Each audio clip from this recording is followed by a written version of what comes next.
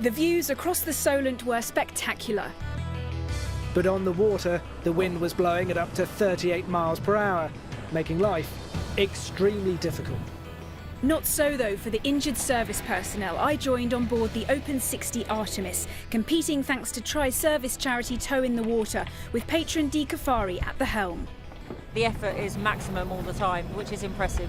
And they just adapt to any situation you put them in. There's no, we don't adapt to them, they just do it all themselves, and they just re-engage as a complete team and make it all happen, which is what it's all about for Toe in the Water. Captain Ed Addington suffered multiple injuries during a bomb blast in Afghanistan.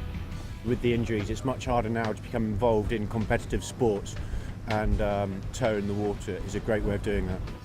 I was on board Gypsy Moth 4, the iconic yacht which Sir Francis Chichester sailed round the world in 1967.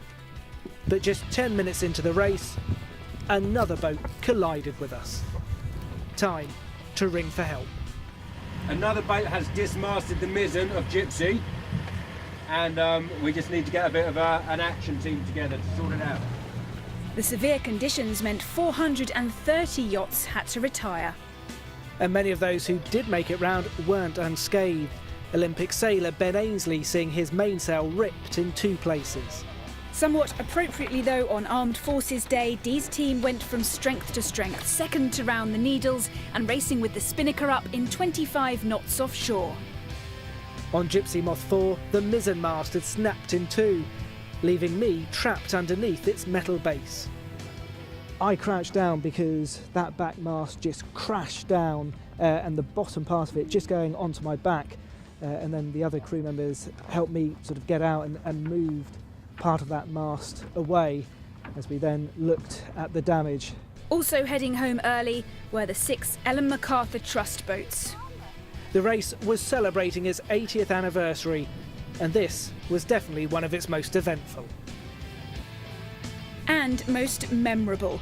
We finished in 4th place, a fitting achievement for these brave men. But we had to limp home. For her owners and the UKSA, now the mission to restore her once again.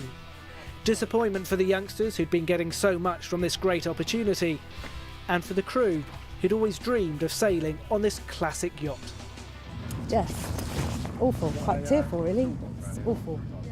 Such a beautiful boat to have that happen. The winner of the overall prize, the Gold Roman Bowl, was a Contessa 26 called Sundowner. And although there were 68 call-outs to rescue teams, thankfully there were no long-term injuries. Sarah Gom and Andrew Pate for Meridian Tonight.